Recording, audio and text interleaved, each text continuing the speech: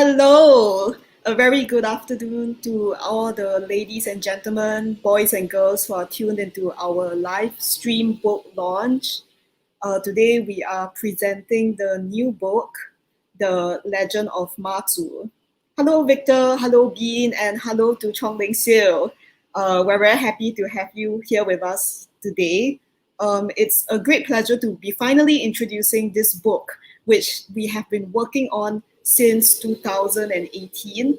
The reason being that the story of Matu is so well known and so well loved by so many of her worshippers that we really wanted to do our best to do justice to this amazing story and this amazing character. My name is Ling Ying. I am the managing editor at Asia Pac Books. We're an independent publishing house in Singapore specializing in illustrated and comic books that focus on Asian culture, history, and literature. So I am also one of the translators who worked on this book with the artist Koh Chin Tong, who we also call Mitch. And it's my great pleasure to be the one introducing the book here on this live stream today. I hope everyone can hear me. Please leave us comments. If you're here, don't be a stranger. Please say hello in the comments and myself or someone from our team will get back to you. Okay, so today's lineup, I wanted to say, first of all, that unfortunately today we couldn't have the artist Koh Chin Tong or Mitch with us due to some health reasons. So as a result, we actually had to pre-record quite a lot of our segments for today's live stream. But rest assured, there will be plenty of live engagement along the way. I am here as well as one or two of our team members. Okay, great. Thank you so much. Hi, Yi-Hoon. Hi, Ling Xiu. So thanks a lot for tuning in. Thanks a lot for supporting our digitalization and digital presentation efforts. And of course, for supporting our new publication, The Legend of Matu. So let me get to it. First of all, we are going to introduce this new book. The Legend of Matu, I guess as one of the most important Taoist goddess in the Taoist pantheon, she's not a stranger to most people. So today we're going to be presenting different details that are coming from the book. As you can see, it's a Lian Huan Hua, or what we call like sequential illustration style of comic book. So it's not really like, your anime, manga, or even like your Marvel and DC kind of comic book. But we think this format is very important to introduce because this is one of the most important formats for early Chinese comics. So, we're doing a story about a Chinese goddess. It felt right for us to pursue and really like understand and represent this format, which is so timeless and so well loved by some of the Chinese readers that we have, including those possibly in their more senior years or older. So without further ado, let me introduce the story of Matu through our very exciting video segment. Let me just bring it up.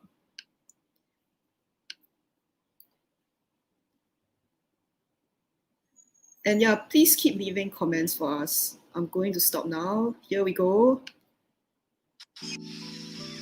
Chinese mythology. It's full of stories about deities. Legend has it that the most beloved goddess of the sea was none other than Mazu. But before she was Matu, she was Ling Mo. Born on the beautiful island of Meizhou, Fujian, Ling Mo lived as a normal mortal girl. But what made her special was her supernatural potential. The oceans used to be terrorized by unruly monsters that stirred up ferocious waves. Boats would capsize. Many sailors never returned. One day, when Ling Mo's father was about to head out to fish, Ling begged him not to go. "Why?" he said. The weather was clear. Ling Mo handed her father a bundle of chopsticks. "Throw it in the water at the first sign of trouble," she told him. Sure enough, Her family's boat met perilous waves moments after setting sail. Ling's father quickly threw the chopsticks into the water, where they miraculously turned into floating logs. Then suddenly, Ling Mo appeared on a raft. Her spirit had been sent across the waves to save them. Ling Mo continued to use her powers for good, dutifully guarding the waters and rescuing those in danger. She is now revered as the goddess Matu and is loved all over the world. For all those who believe in her, she is still here, watching and guarding over them to this day.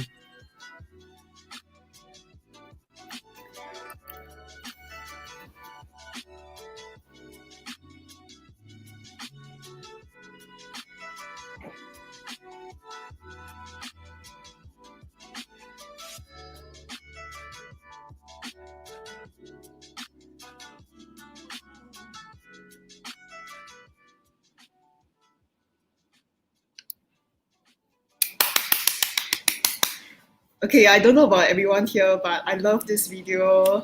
It's a wonderful trailer done by our friends Brian at Sage Animation.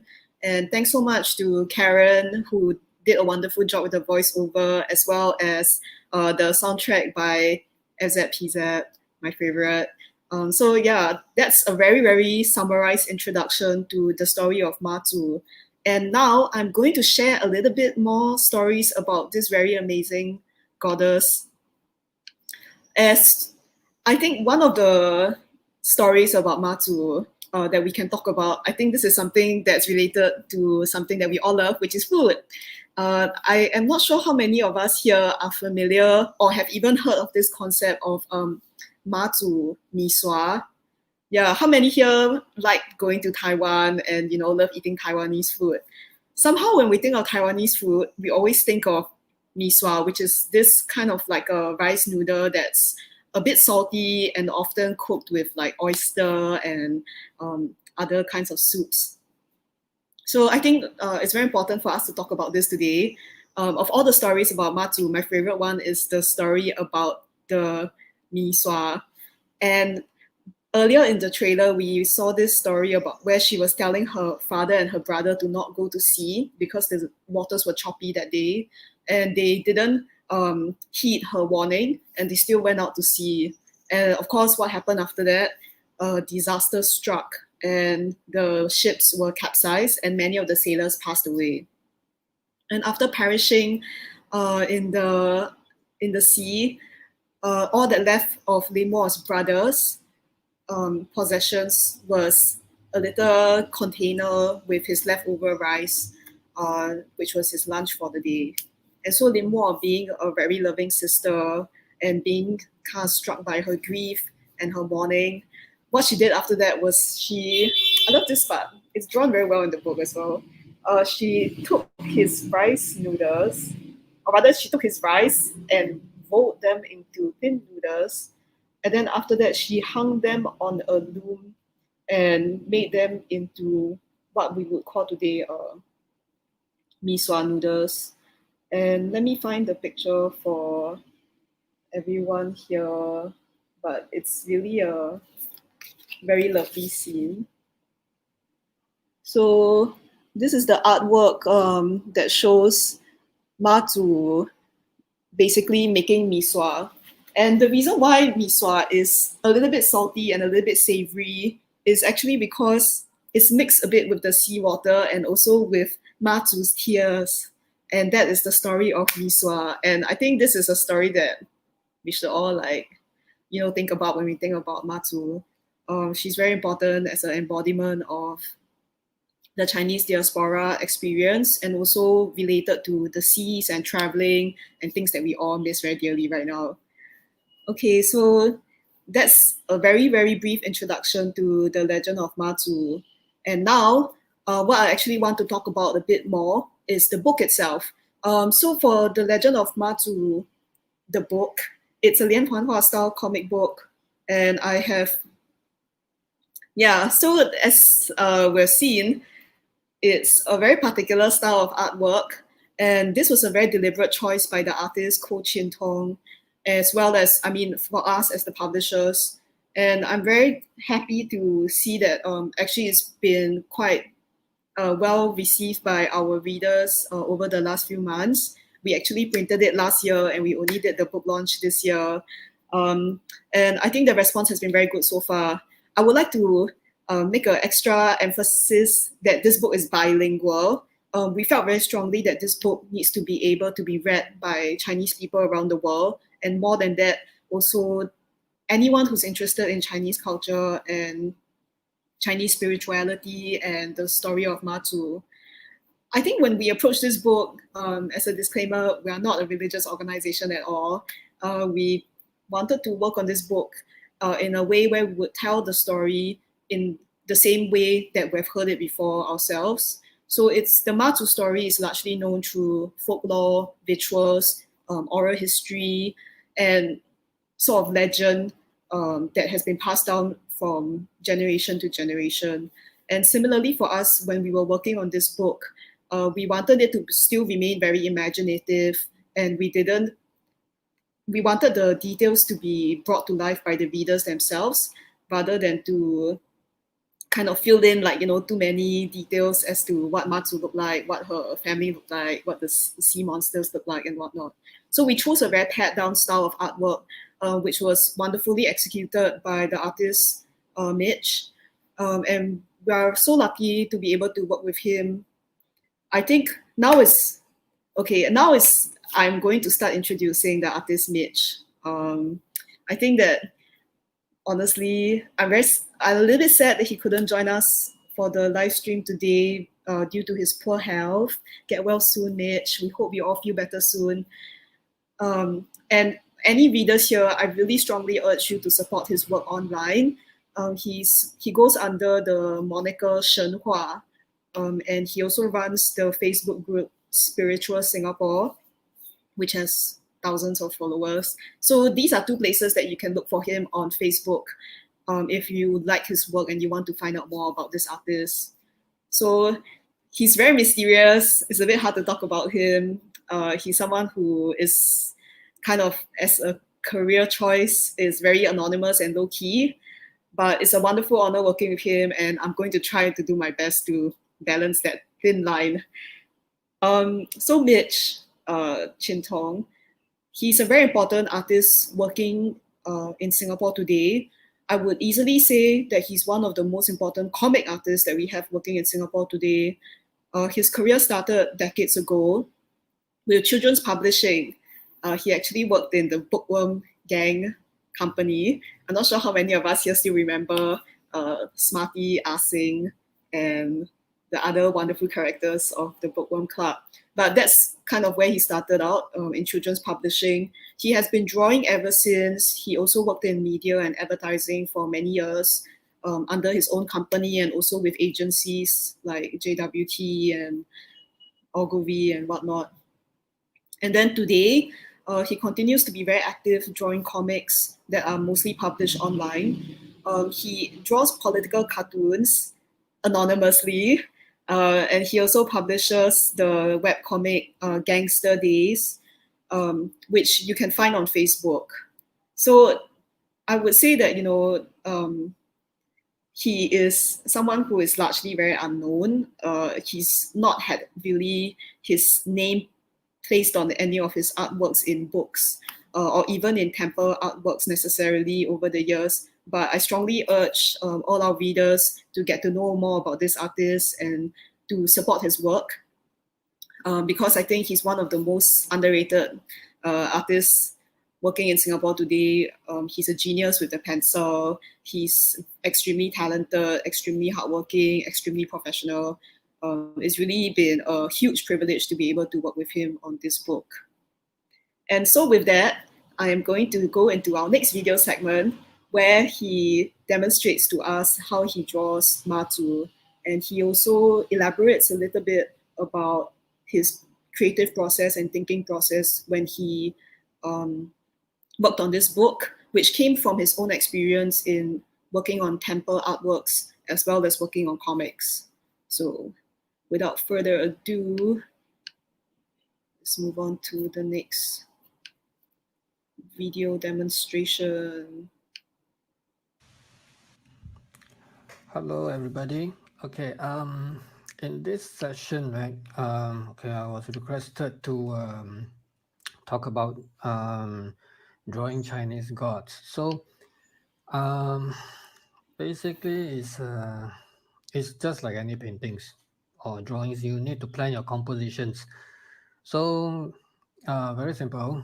So, for Matu, this kind of goddess, right? Okay, because anybody can draw a goddess, but if you do not have the important entourage beside her, then it's hard to tell which goddess she is. So as you can see, she has got two assistants and two other warriors in front of her. Okay, now in this session, right, we'll talk about drawing Chinese gods. Okay, okay, there are no right or correct ways, but I'll just show my way of drawing, which is quite common in most paintings. Okay, say for example, okay, eyes. I will always go for the willow eyes, which is like this. Okay, it has to be like a willow.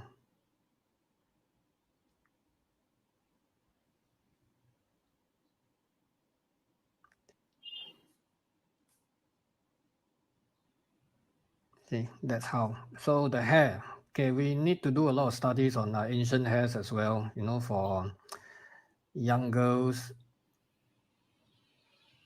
it's almost like they tie two buns, but there are many different kinds. So this is one of those more common ones. See, so it's basically like this. So they have this piece of cloths to tie them around.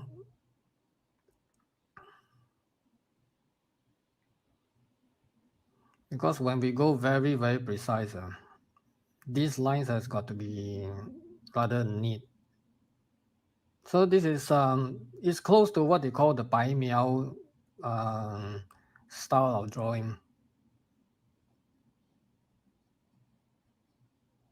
See, that's how it works.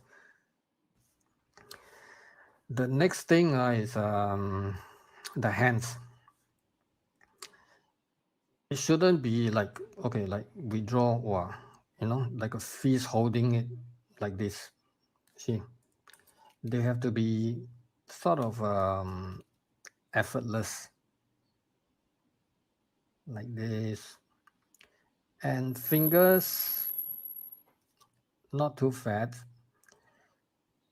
See, that's how they carry things. Okay, so this is yeah, drawing Chinese gods. So thanks for watching, and I hope everybody enjoyed the video. Thank you, and bye bye.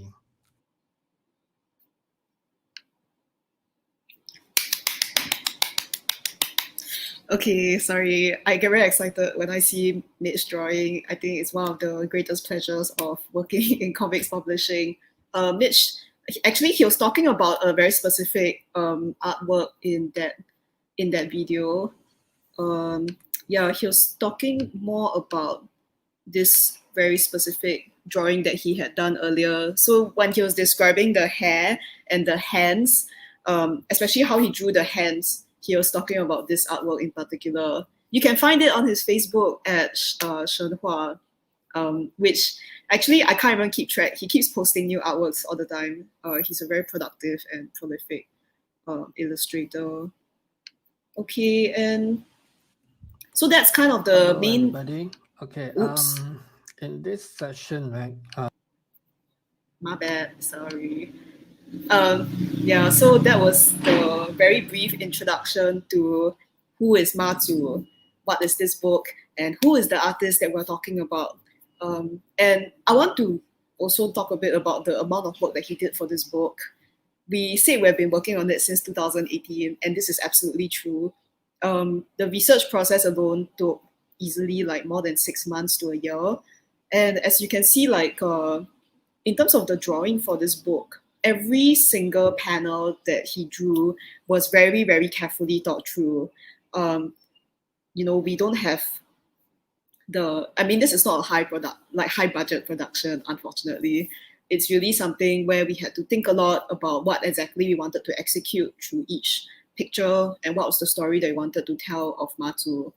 And also, Matu is, it's a story that's been passed down since the Song Dynasty and in different parts of the world. And so there are many different traditions to look into. There are many different languages of records to look into. And I think Mitch did a wonderful job comparing all the different sources out there before analyzing and then coming up with this very crystallized and very simple, easy to read text for readers. And now, so the story is written and illustrated by Mitch. I want to emphasize that very clearly. So he, while drawing the stories, he was also researching very extensively. All we did was to translate and then fine tune a little bit. He really did all of the heavy lifting with regards to the story and with regards to the direction for the artwork. So he did an amazing job there. And now we're going to go into our pre-recorded Q&A session with Mitch. At the same time, I'm very sure that readers online are curious to know more about this book. I would advise you to leave a comment in our comment section. I will get back to you. I will also try to get Mitch to answer some questions if he can join us on the comments later. And then at the same time, keep in touch with us. We're always reading our emails. We're always on social media. We love to engage with our readers and hear your comments about our books. You can always link up with us on Facebook, Instagram, and other social media. So yeah, now we're going to go into the Q&A segment. Wishing everyone a very good afternoon. Today, we are hosting a Q&A session with the artist of The Legend of Mazu, Koh Chin Tong, who we call Mitch. And he's a temple artist who's been creating artworks for decades now. And today, we're very honored to have him here with us to answer some questions that were submitted by our advanced readers as well as our followers on social media. So to all of you who follow us on Instagram and Facebook, thanks a lot for submitting your questions. And today, Mitch will take the time to go through them one by one. So today we have Mitch on the line with us. Mitch, would you like to say hello to the viewers and readers who are following our live stream today? Hello, everybody. Yeah, how have you been, Mitch? Good. Okay, yeah. So today we're going to go through the Q&A questions that were submitted by our readers. So I'm going to start off with the questions that we had sent to you beforehand. So the first question that we had from our readers was from Terrence. He asked the question, what is a temple artist? What is a temple artist? It's actually my bad English in describing a profession or service that provides artwork for Chinese religion and other ritual purposes. There are all kinds of artists actually. Some of them do mural painting and so on. And there are some who, some others do paintings for temple doors. Those 门神, that's another kind of artist. Yeah. Also, and then for yourself, right, what kind of temple artist are you? What kind of temple artist? Yeah, or rather, what kind of artworks have you drawn in your experience?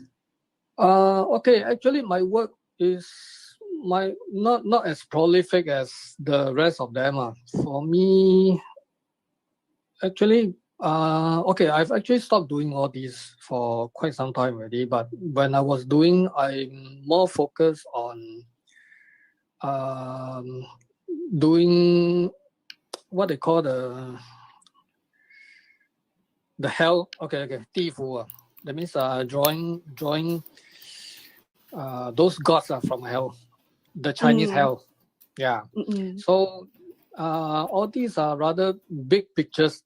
That means they printed really big, about maybe 3 to 4 meters, for certain ceremonies and things like this. Yeah. Okay, okay. Thanks. And then the next question also from Terence was he would like to ask, what do you think makes a good temple artist? Okay. Actually, I think it is more like what it takes to make good temple arts. Or Mm, a better word is for all this is actually iconography or symbolism and symbolism. See, there are lots to learn from the pantheon for Chinese gods, and in fact, there are actually a few thousand of them. So there is no way that you can learn all of them and know all of them.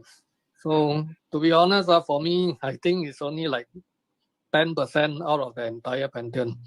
So, for example, okay, things that you need to know beforehand is that, okay, for example, when we draw the most popular Guan Yin, right, the goddess of mercy, okay, one has to know her different manifestation. For example, stepping on a dragon, or holding a fish basket, carrying a child, and so on. And what is the story behind it? You have to know. See, then your picture can be understood. Which story of the what they call the Pu Men Ping, which is some of the 33 stories of the Guan Yin. So that's what your picture is describing. People can understand what you're trying to, like which story you're referring to. Okay. So another example is like is the Naza that everybody knows, right? The child deity. So okay, his clothes and most importantly his weapons. In Chinese we call it those fa qi. So not necessarily a weapon, but fa qi as in what magical items or something like this. So those things that he carries depicts the different manifestations, whether he is in the form of army marshal in full armor, which is what they call Yong Tua is so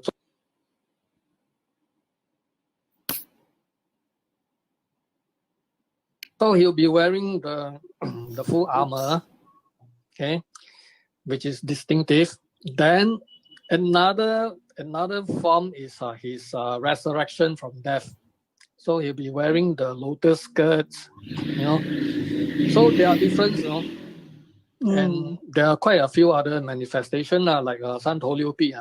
San To Liu Pi, some would refer it as San To Pa Pi. Okay, so in general, we have to be very familiar with the items, and especially some of them, they have this mudra.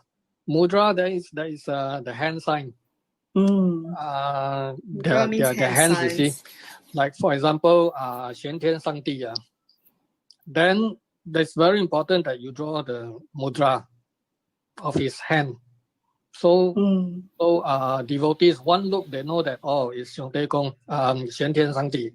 It's something like this. We have to know all this. Okay. So another thing is that we have to also know their transportations. No? Okay, like let's say Naza, right? He has 2 wheels. He steps on 2 wheels, right? These 2 are actually the transportations. But he's not the only god that rides on a pair of wheels. No? There are quite a few other gods that do that. And some of them, instead of wheels, they ride on mythological animals. So you have to know which animal and the color, especially color. Like let's say let me think. Wu Cai Shen. Wu Cai Shen is the Zhao Gongming. He rides on the tiger, and the tiger has to be black. If you go and draw a tiger in the normal color yellow, then it's wrong already. See, that's the thing about doing temple arts. You see, it's the colors. Colors are very important. So I see. So there are lots of it. So even to talk about it is endless. Also, it's also endless. So it is the kind of So it's the kind of education that is required so as to create a good piece of work, I would say.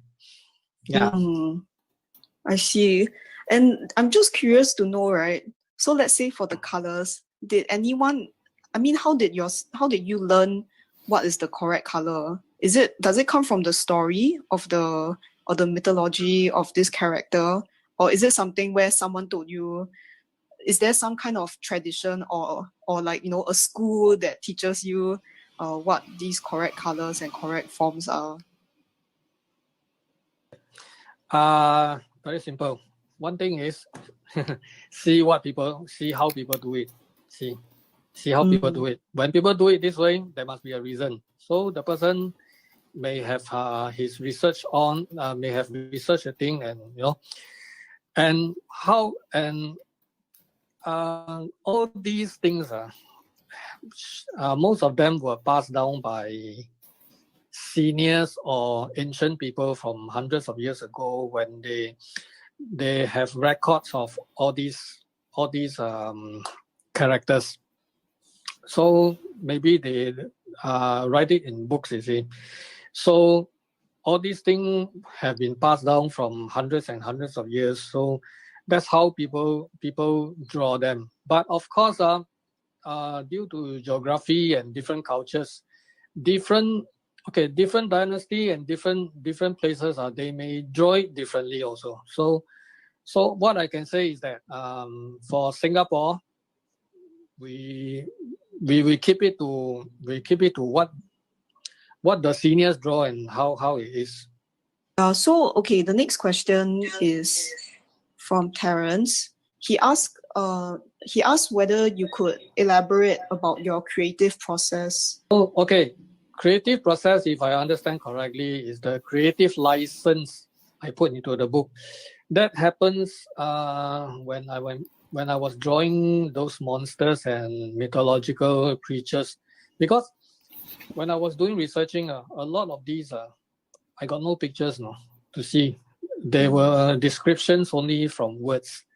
So from words, I got to use my own imaginations and creative license to make the monster more interesting looking and things like this. Yeah. Great monsters. I see. And then for the next question, it was what was something interesting that you learned throughout during your research process? Okay, this one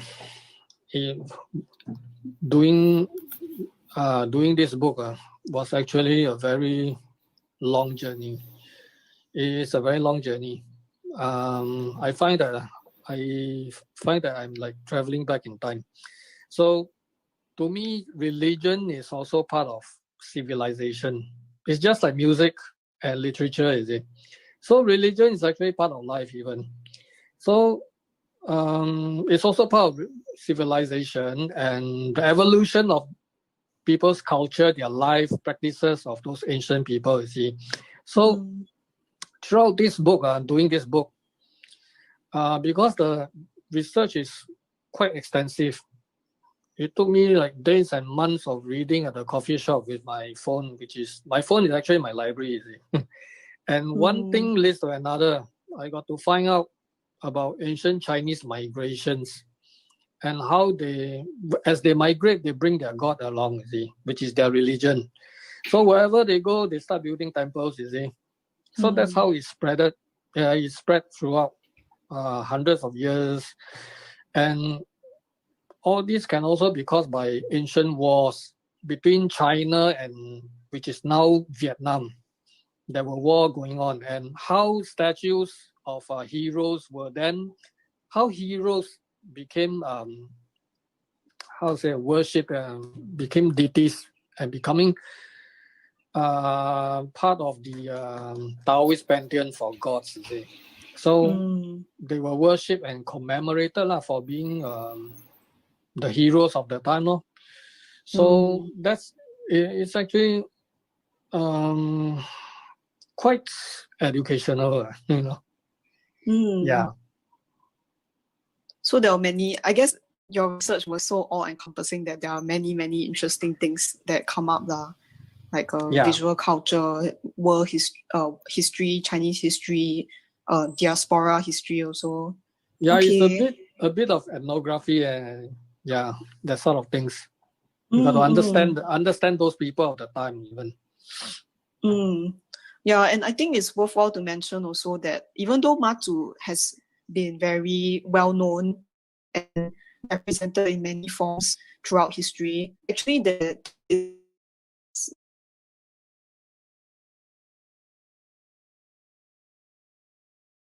and also of her kind of her deity mythology also, right? I think for you had to piece together quite a lot of the things through all these different sources. Yeah, I have to piece together. Like for example, even like certain let's say certain detail about her. Things that can be recorded in maybe two different dynasties. So you have to put them together. But sometimes the facts behind certain things can be so contrasting, you see. So yeah. This is what we call we have to go and 考证. Like an analyzer. Yeah, in a way, 考证 that means to find out how reliable it is, the source. Yeah, I think this happens a lot because it's passed down through oral history. It's passed down through this kind of folklore kind of history is always kind of a little bit less academic in the records. So probably that's the part of the reason why also lah. I think that's why this book is also something a bit different. It's very different from the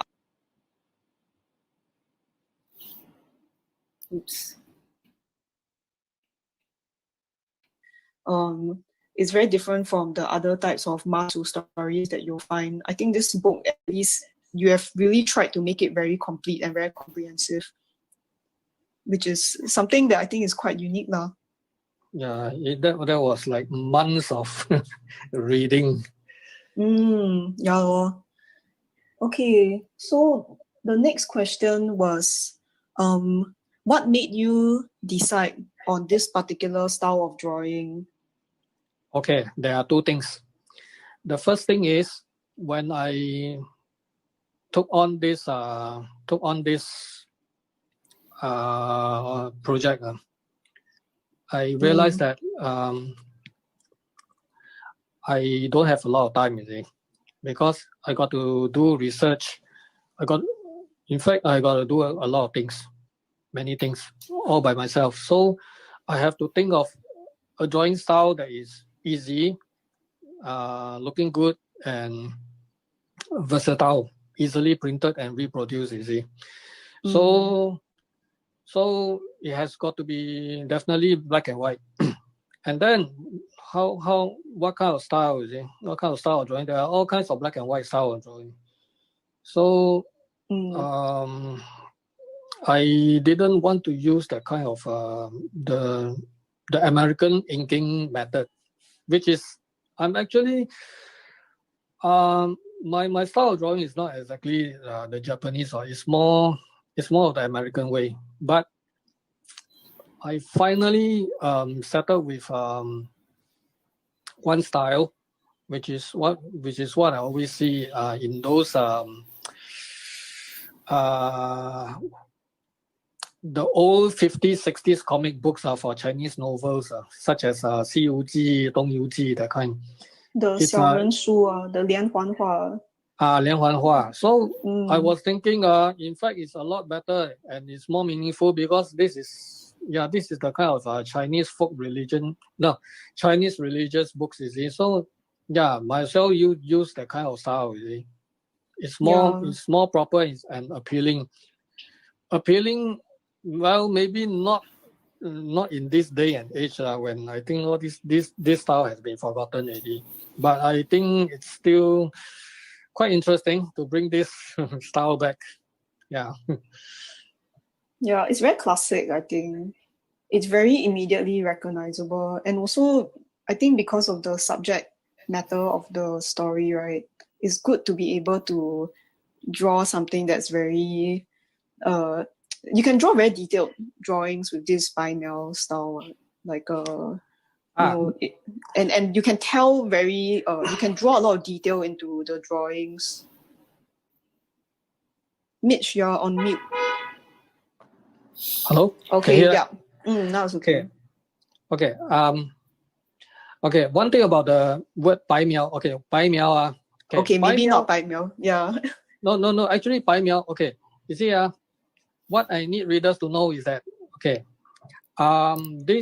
all these illustrations were done by computer, which is Photoshop. You see, so the true bai miao is actually those that they use with very fine brushes, or they use sometimes they use ink, which is the actual bai miao that they call it, and the way they apply it. You see, the way they apply it. So those people who do bai miao, the one thing that is distinctive is that their anatomy is really very good, because you need very good human anatomy. That is what makes bai miao very attractive. Although it is only black and white and line works, but the what we call in Chinese the hua gong meaning the drawing skill is very superior for bai miao artists. Yeah. Okay, let me elaborate even more. See, I think I come across one calligraphy painter. He said that colors fascinate the mind, you see, but when you draw black and white lines, it stimulates the mind. Actually, it's quite meaningful. So you see, they only rely on line work, but their drawing skill is so superior. That is what makes the bai miao drawing. You just like to look at it. That's it. Okay, so moving on to the next question. We were asked. I will skip the. Okay, so the next question is, what was your inspiration for illustrating the story of Matu? The inspiration for drawing this book. The inspiration, okay. I think, most of the time while I'm drawing, I think I was listening to those very old Chinese folk songs for seafarers. Because you have to go into that, that mood, Yeah, I think that's the only inspiration during that time I can think of right now. Wow, that's very interesting. Like, what songs are these, and how do you find these songs? Are they on? Can you find them online? All these are actually. What do they sound like? Okay, I'm actually a fan of Zhou Xuan, all those. I can't remember what was that song, but there are a lot. Those songs are sung during the 40s, 30s. Yu Ren Jia, that kind of songs, you see. So, yeah.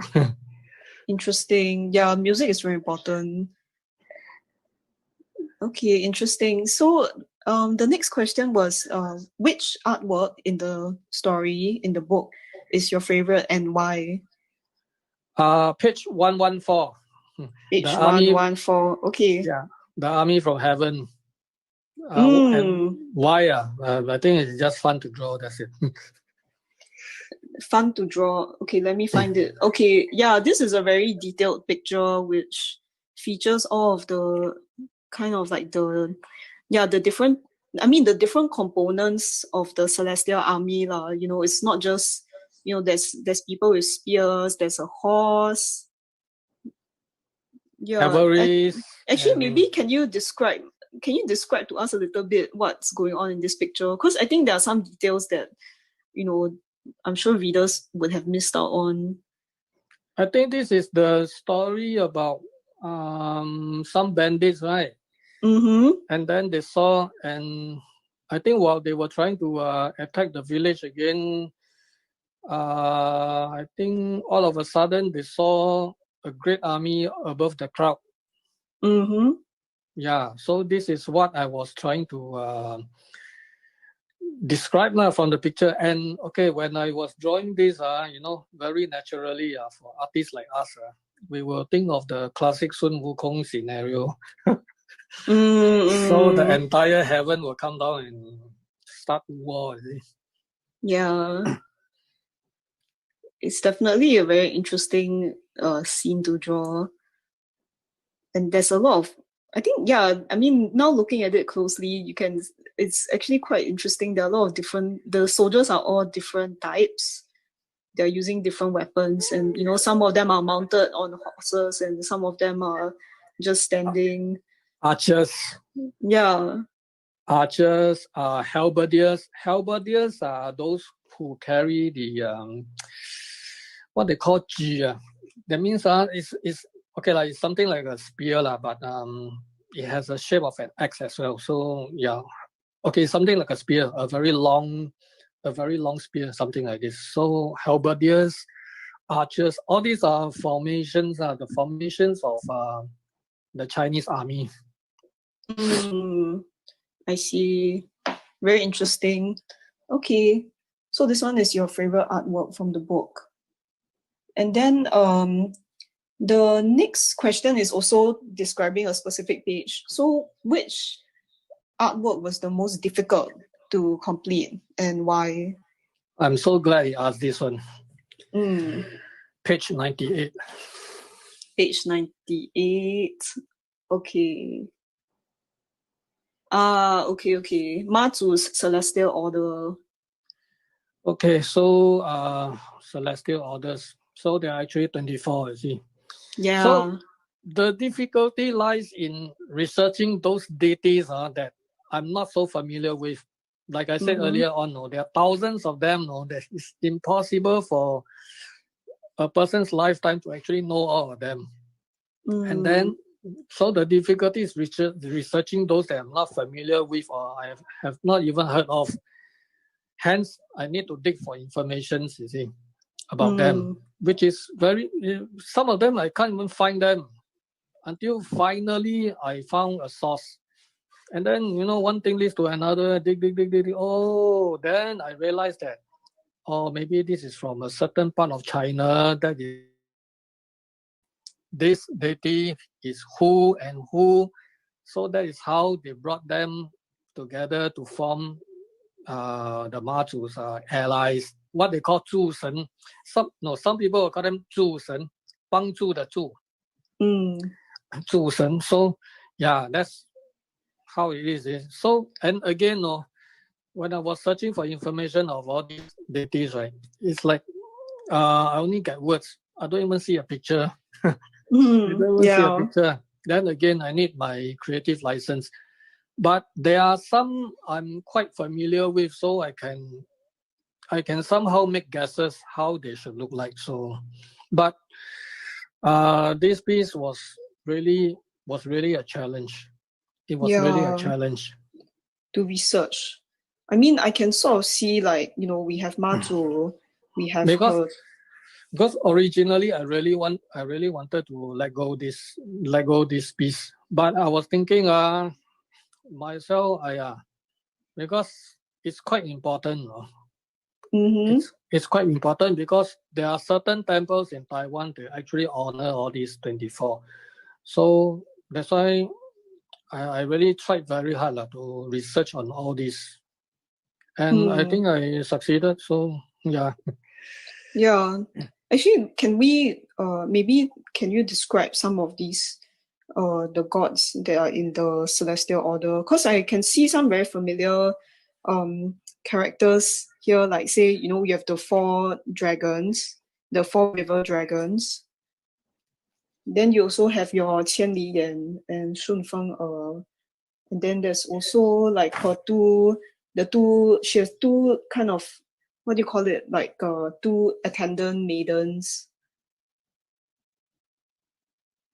And then, if I'm not wrong, is this Fulu show? Or does it just look like, or is it just a team that looks similar to them?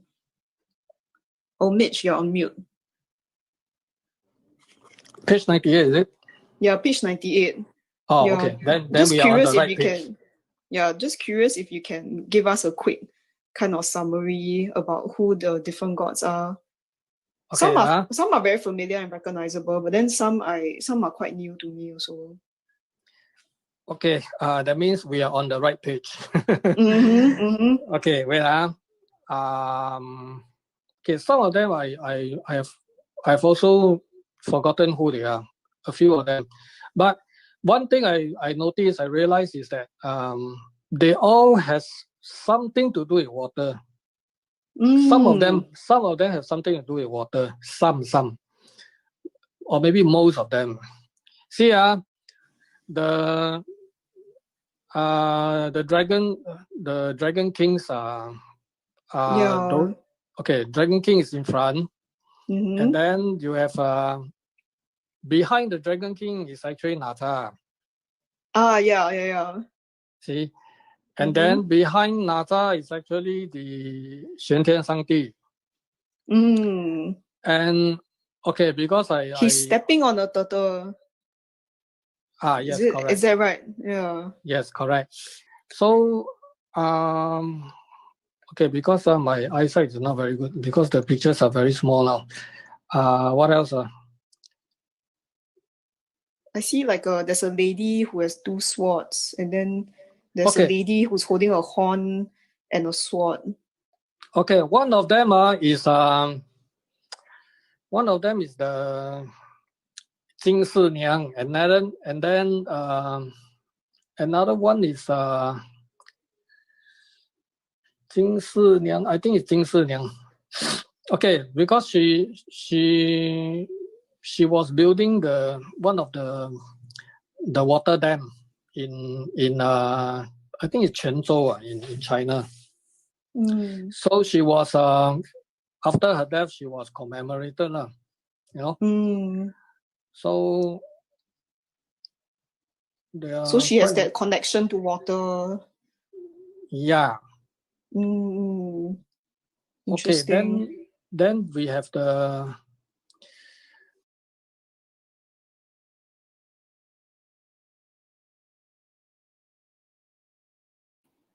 Hello all, because we're a little bit short of time, I'm just going to skip ahead a little bit.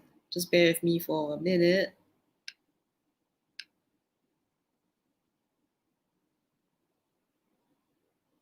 really easy. So yeah, so I think I am actually more of the opposite. Yeah, so you are a student. I would like to keep it that way, to follow. Second thing is illustrating deities and what we call the craft and heritage of I have to actually 自导自演 also. Oh, is it? As in you have to observe your own, you have to kind of trace or model the gesture somehow, is it? Yeah, then you got to, that means before you draw, maybe drawing like an action that she needs to warn somebody or something. You got to feel like you are doing it. You are that character, Then how would you do it? So that kind of thing. So 自导自演. Then okay, like this one. Yeah. Actually, that's part of the creative process for artists lah. All these gestures and poses and understanding of anatomy comes from yourself, right? You have to observe yourself also. Okay, I see. Okay, so moving on, because we are a bit short of time. So the next question we had is from Dawn. So Dawn asked, when you continue the craft and heritage of illustrating deities and what we call religious iconography, what do you aspire to break through or make your own within this practice, given that, in creating artworks that feature iconography, you're usually confined to very strict standards and artistic traditions? I think maybe it is the other way around instead, that I am trying to maintain most traditional style and of the arts, because some things it's good to just leave it as it is and try not to change it, because if you change it too much, right, it is no longer what it originally is, you see. So yeah, so I think I am actually more of the opposite. Yeah, so you are a Like to keep student. it. I would like to keep it that way, you see, to follow, yeah, to keep the traditions as it is, you know, because you change too much, it will not be what it is, you see, anymore. It will become fantasy, lor. You know what I mean? I think nowadays actually it's, as in we see a lot of things like you know, where we can Google image search anything in the world out there, but at the same time we're still losing quite a lot of these like artistic knowledge and artistic tradition. So perhaps in trying to preserve the knowledge that you learn from other senior artists or your own experience in temple arts, that's something that's worthwhile to do also lah, to preserve some of this knowledge through your work.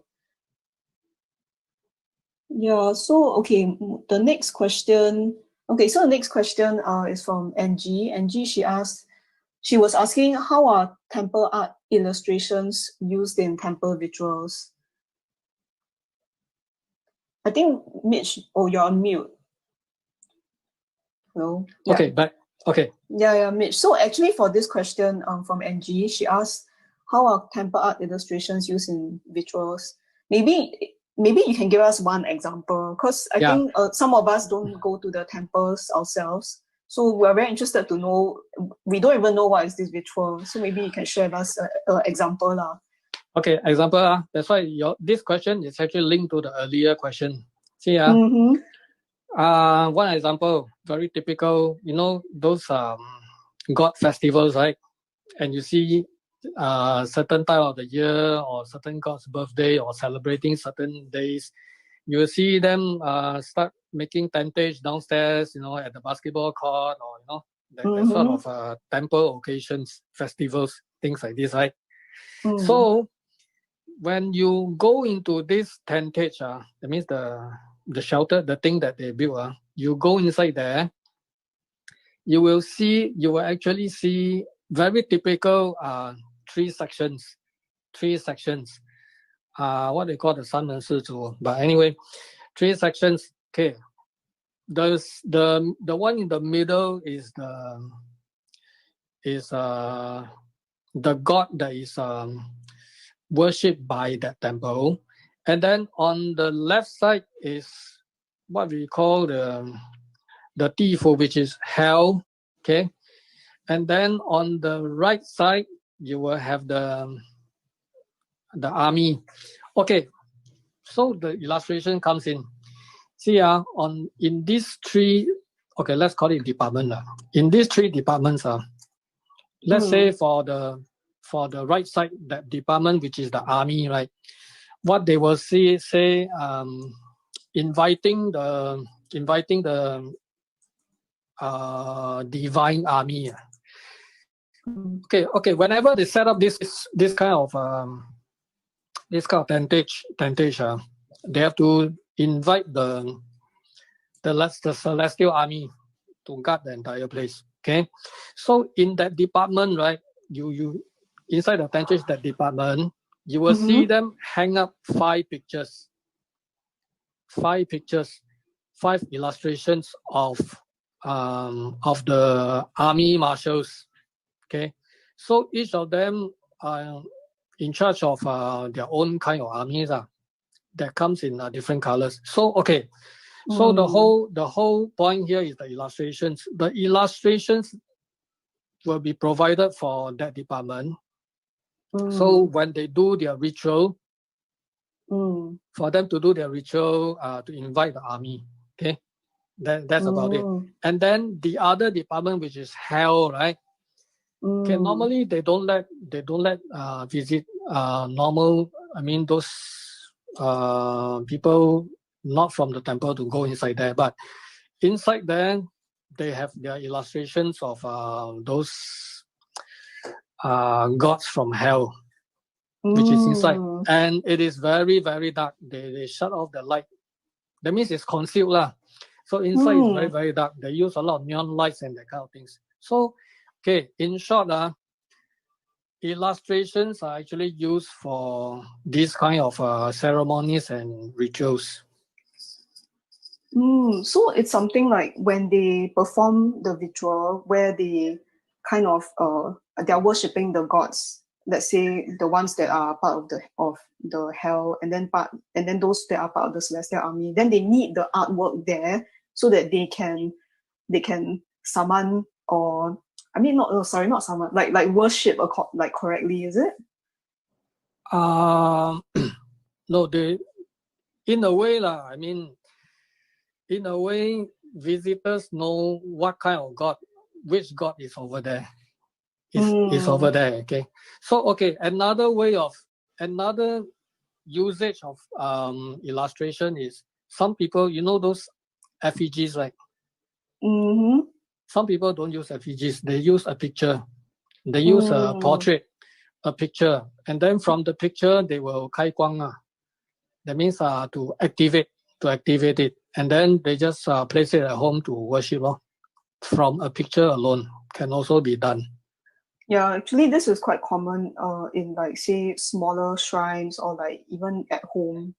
I think there are many people who keep say like paintings or illustrations of the gods that they worship.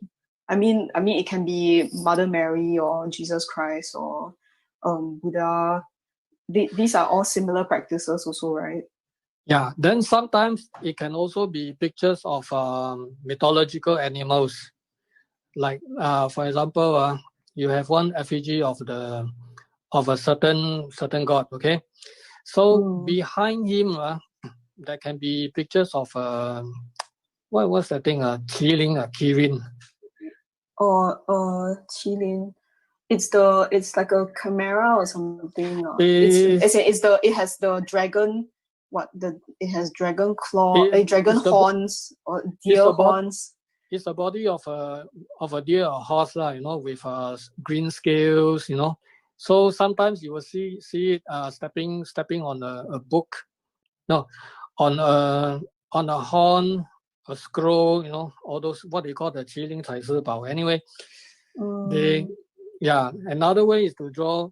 No, another usage of pictures is like this, for the background. I see. So actually, kind of curious, right? If some of us have never seen this kind of setting before, right? Is it something that is open to say like to the public, or is it something that only temple followers and worshippers of that religion will get to see? Actually, to me, this is open to public. I mean, if you see that they but okay, one thing is that some of them some certain groups or temples, they are quite particular if people take photo. Yeah, that's right. I think that's why most of us have never seen before, because these things are usually not photographed. But if you just walk past, see, look, it's okay one. So I guess if if anyone is curious what kind of artworks are shown in temples, feel free to pay a visit to some of these festivals, tentages, and definitely go in respectfully lah, and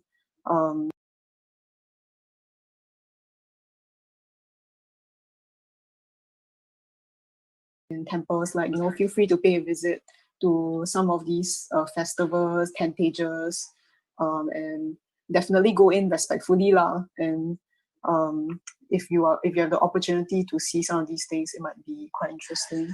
It's quite common now, but I think now because of COVID-19 I'm afraid, I'm not sure if all this can ever come back again.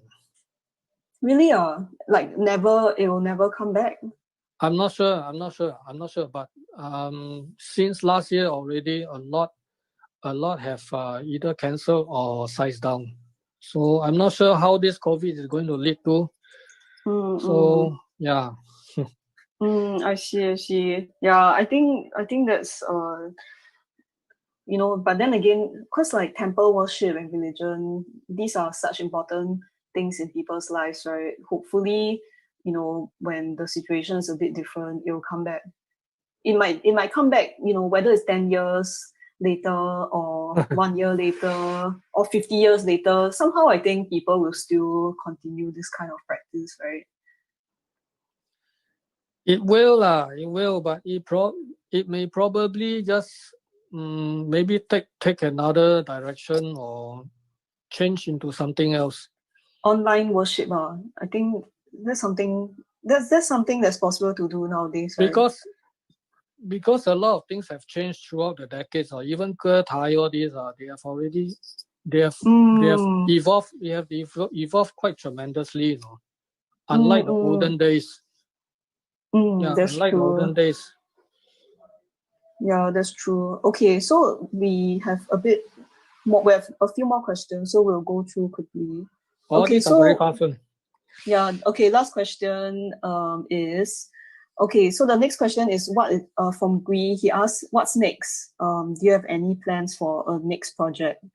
Unfortunately, no. I think maybe we can just share you publish some of your comics online. So if people are interested, they can always follow your social media and follow your updates through that lah. Yeah, maybe because I'm actually just doing all these things for fun and just to gratify my frustrations. Yeah, no problem. We'll keep our readers in the loop lah whenever there's a new project ahead. Okay, yeah. So I think that's all for the questions that we had from our readers, which were quite a lot of questions. So thanks so much for making time to talk to us today and answer all these readers' questions.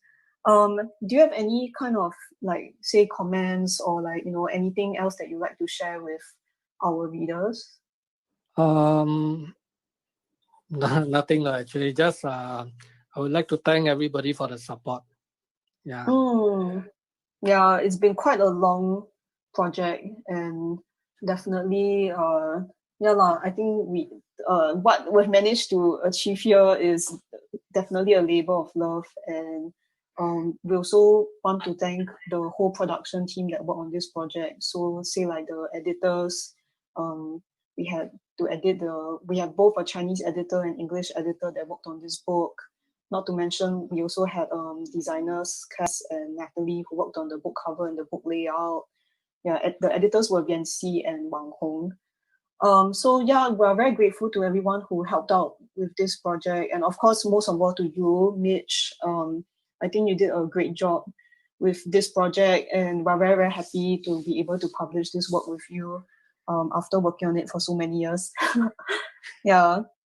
So and likewise, I would also like to thank Asia Pac for the opportunity, because actually all along I have also wanted to do a book like this, you see, but it is really very hard to to get this kind of opportunity, and yeah, so it just came by chance or miracle. So yeah. 缘分 or fate. Yeah. We're very grateful for that. Okay, so okay, great. I think that concludes our Q&A session.